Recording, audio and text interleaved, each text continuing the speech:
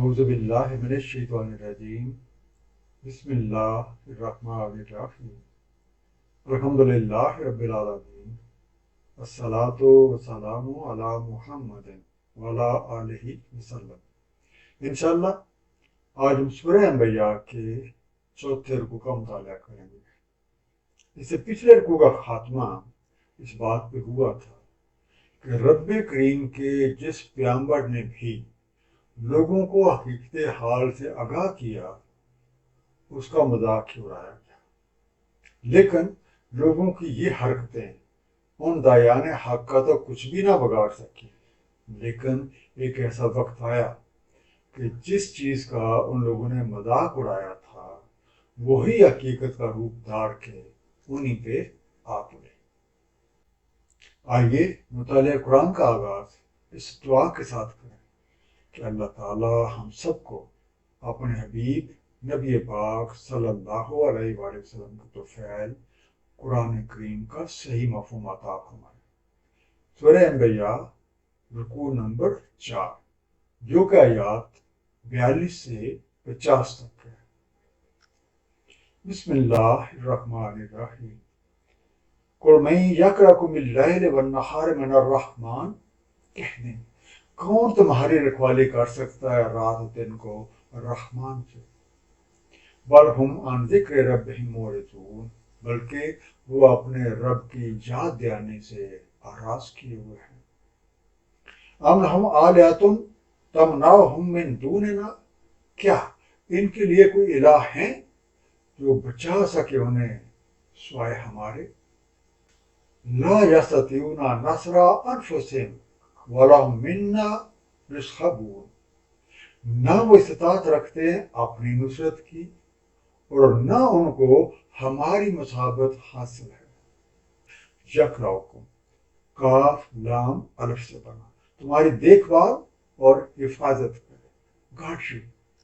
جس خالق اور مالک حقیقی نے یہ کائنات تخلیق کی ہے وہی اس کا نظام چلا رہا ہے۔ اس نظام کے مطابق ہر ایک چیز بامقصد ہے اور اپنے کام کو سر انجام دے رہی ہے، اور ہر کسی کو اپنا کام سر انجام دینے کے لیے وسائل مہیا کیے جا رہے ہیں۔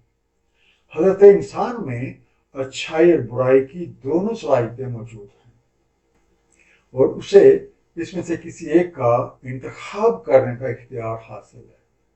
یہ جس راستے کا بھی انتخاب کرتا ہے قانون ربی کے تحت اسے اس کے لیے وسائل مہیا کر دیے جاتے ہیں، اور اسی وجہ سے یہ اپنے اعمال کے نتائج کا خود ذمہ دار ہے۔ اب جو لوگ اس حقیقت کا انکار کرتے ہیں تو کیا ان کے لیے کوئی اور الہ ہے جو انہیں ہنگامہ زندگی میں ان کے اعمال کے نتائج سے محفوظ رکھ سکیں گے؟ اور جن خود ساختہ الہوں پہ یہ تکیہ کیے ہوئے ہیں وہ تو خود مخلوق ہیں، اور دیگر مخلوقات کی طرح اللہ رحمان کے محتاج ہیں۔ نہ تو ان میں اتنی طاقت ہے کہ وہ اللہ تعالیٰ کے مقابل منکرین حق کی کوئی حمایت کر سکے، اور نہ ہی ان میں اللہ تعالیٰ کی کوئی تائید حاصل ہے۔ ان خود ساختہ الہوں کے بارے میں سورہ اعراف آیت نمبر 197 میں ارشاد ہے، اور جن کو تم پکارتے ہو اس کے سوا نہیں وہ استطاعت رکھتے تمہاری نصرت کی، اور نہ ہی وہ خود اپنی نصرت کر سکتے ہیں۔ بل متعنا ہؤلاء وآباءهم حتی طال علیہم العمر، بلکہ ہم نے متاع دی ان کو اور ان کے باپ دادوں کو حتیٰ کہ ان پہ طویل عمر گزر گئی۔ افلا یرون انا نأتی الارض ننقصها من اطرافها، کیا وہ نہیں دیکھتے کہ ہم چلے آتے ہیں زمین کو گٹھاتے ہوئے اس کے اطراف سے؟ افہم الغالبون، تو کیا وہ غالب آنے والے ہیں؟ ان منکرین حق کے پاس جو وسائل زندگی پہ موجود ہیں وہ خالق اور مالک حقیقی کے عطا کیے ہوئے ہیں۔ بالکل اسی طرح ان کے باپ دادوں کو بھی وسائل زندگی دیے گئے، اور جب ان کی عمریں بسر ہو گئی وہ اس دنیا سے چلے گئے۔ इनके साथ भी यही कुछ होगा। तो क्या ये लोग गौर व फिक्र नहीं करते कि दिन ब दिन हमारी उम्र कम हो रही है और जो मोलते अमल हम इस दुनिया में लेकर आए हैं वो लम्हा ब लम्हा घटती जा रही है। इस निज़ाम पे ना तो उनके बाप दादे का कोई कंट्रोल था और ना इनको उस निज़ाम पे किसी तरह का गलबा हासिल है। कुल इन्नमा उनज़िरुकुम बिल वही, कह दें मैं तो तुम्हें इंतबाह कर रहा हूँ वही के साथ। वला यस्मउ सुम्मु दुआ इज़ा मा युनज़रून, और सुनते नहीं बहरे पुकार को जब उन्हें तंबीह की जाए।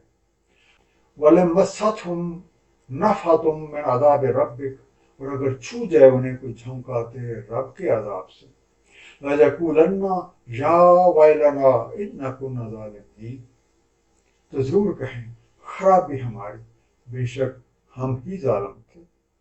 अंडरलाइन लफ्ज़ है नफ़हतुन, नून फे हे से बन, हवा का झोंका जो किसी चीज के असरात या खुशबू को फैला दे। Blow, to spread odour.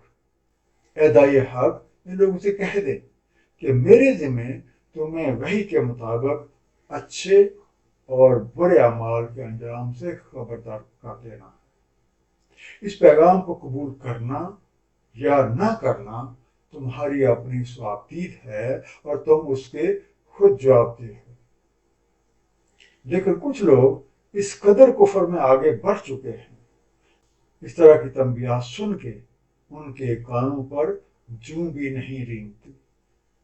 सूरह राम आयत नंबर 179 में इरशाद है, हमने बखेर रखा है जहन्नम के लिए अक्सर जिनों इंस के, इनके दिल हैं वो इनसे समझते नहीं, इनकी आंखें हैं वो उनसे देखते नहीं, उनके कान हैं वो उसे सुनते नहीं, ये हैं जैसे चौपाए बल्कि इनसे भी ज्यादा भटके हुए, यही हैं जो गफलत में हैं। अकल के अंधों बहरों पे अगर कोई छोटा मोटा अजाब आ पड़ता है तो ये चीख कर पुकार उठते हैं, हाय हमारी कम वक्ती, बेशक हम ही जुल्म कर रहे थे। वनज़र मवाज़ीन अल-क़िस्ता लियौमिल क़ियामत वला तुज़लमु नफ्सुन शैयअन, हम वज़ा कर देते हैं मवाज़िन इंसाफ यौमुल क़ियामत को, तो नहीं जुल्म किया जाता किसी नफ्स पे कुछ भी। वइन कान मिस्काल हब्बतिन मिन खर्दलिन अतैना बिहा, और अगर हो बराबर राई के दाने के हम ले आते हैं उसको। वकफ़ा बिना हासिबीन, और हम काफी हैं हिसाब करने को। खर्दलिन, खे रे दाल लाम से राई, वो छोटे से छोटा टुकड़ा या वो छोटी से छोटी शय जो कुछ वजन रखती हो। Mustard seed. निज़ाम रब्बी के मुताबिक मोलते अमल के खात्मा पर हर किसी को अपने अमाल का हिसाब देना है। उस वक़्त अमाल का वजन किया जाता है, ना कि गिनती, और किसी का कोई भी अमल हाँ वो छोटे से छोटा हो नजरअंदाज नहीं किया जाता। जैसे सूरह दिलजाल आयत नंबर 7 और 8 में इरशाद है, वमन यामल मिस्काल ज़र्रतिन खैरन यरा, तो जिस किसी ने अमल किया जरा बराबर भला उसे देख लेता है। वमन यामल मिस्काल ज़र्रतिन शर्रन यरा, और जिस किसी ने अमल किया जरा बराबर भी शर का वो उसे देख लेता है। इस निज़ाम एहतसाब में किसी के साथ कोई भी जुल्म नहीं किया जाता, हर किसी को उसके किए के मुताबिक सिला मिलता है। इस आयत में ये बात काबिल गौर है कि अमाल की गिनती नहीं बल्कि वजन किया जाता है, और अमाल में वजन नियत के मुताबिक होता है। वलक़द अतैना मूसा व हारून अल फुरक़ान व ज़ियाअन व ज़िक्रन लिलमुत्तक़ीन, और तहकीक हमने दिया मूसा अलैहिस्सलाम और हारून अलैहिस्सलाम को फुरकान और एक रोशनी और एक जिक्र मुत्तकीन के लिए। الذین یخشون ربهم بالغیب وهم من الساعة مشفقون، جو محسوس کرتے ہیں اپنے رب کو بن دیکھے اور وہ ساتھ سے لرزاں رہتے ہیں۔ تجاء ذات واو الف سے بنا، کوئی ایسی چیز جو روشن ہو اور روشنی دے رہی ہو، رائٹ۔ یہ سب باتیں حضرت موسیٰ علیہ السلام اور حضرت ہارون علیہ السلام کے ذریعے لوگوں تک پہنچائی گئی تھی۔ انہیں خیر اور شر میں فرق کرنے والی سراپا روشنی اور ہدایت پہ مبنی کتاب عطا کی گئی تھی۔ اور ایسے متعلق سورہ مائدہ آیت نمبر 44 میں ارشاد ہے، بے شک ہم نے نازل فرمائی توریت جس میں ہدایت اور نور ہے۔ اس کتاب اور اس کی تعلیم کا مقصد یہ تھا کہ لوگ ہر طرح کی نافرمانی سے اپنا ہاتھ کھینچ لیں اور اپنی زندگیوں کو احکامات ربی کے مطابق ڈھال کے متقین کی صف میں شامل ہو جائیں۔ اور متقی وہ لوگ ہیں جو بن دیکھے اپنے رب کی موجودگی کو محسوس کرتے ہیں، جس کی وجہ سے وہ ہر طرح کی نافرمانی سے اپنا ہاتھ کھینچ لیتے ہیں، نیکی کا ذوق رکھتے ہیں، اور ان کے پیش نظر ہر وقت یہ بات رہتی ہے کہ ایک وقت آنا ہے جب انہیں اپنے رب کریم کے حضور پیش ہو کر اپنے تمام اعمال کا حساب دینا ہے۔ وَهَذَا ذِكْرٌ مُبَارَكٌ أَنزَلْنَاهُ، اور یہ مبارک ذکر ہے، ہم نے نازل کیا ہے اسے۔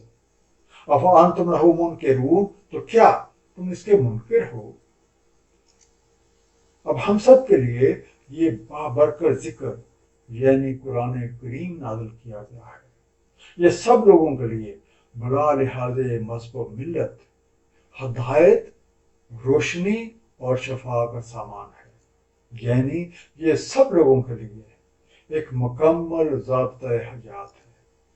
اب ہر کسی کے نجات کا واحد ذریعہ قرآن کریم پہ صاحب قرآن نبی پاک صلی اللہ علیہ وآلہ وسلم کی سنت مبارکہ کے مطابق عمل کرنے میں ہے۔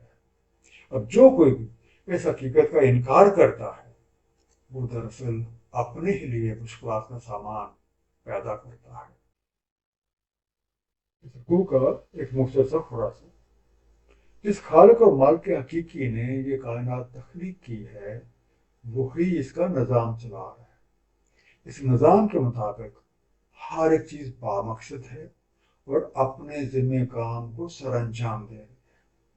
کیونکہ انسان کے پاس اچھائی اور برائی کے انتخاب کا اختیار موجود ہے، اس لیے اسے اس کے انتخاب اور نیت کے مطابق وسائل مہیا کیے جاتے ہیں، اور اسی لیے وہ ان کے نتائج کا خود ذمہ دار ہے۔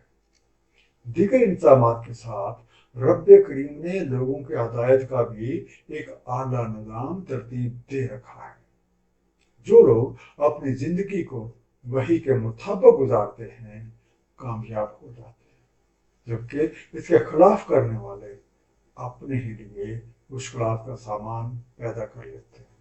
مولت عمل کے خاتمے پر ہر کسی کو اس کے اعمال کے موافق سزا ملتا ہے۔ ہدایت کا یہ نظام پہلے سے چلا آ رہا ہے، اور اب قرآن کریم پہ صاحب قرآن نبی پاک صلی اللہ علیہ وآلہ وسلم کی تعلیمات کے مطابق عمل کرنا ہی نجات کا واحد ذریعہ ہے۔ اللہ تعالیٰ ہم سب کو قرآن کریم کو صحیح طور پہ سمجھنے اور اس پہ نبی پاک صلی اللہ علیہ وآلہ وسلم کی سنت مبارکہ کے مطابق عمل کرنے کی توفیق عنایت فرمائے۔ صدق اللہ العلی العظیم، صلی اللہ تعالیٰ علی حبیبہ محمد وآلہ وسلم۔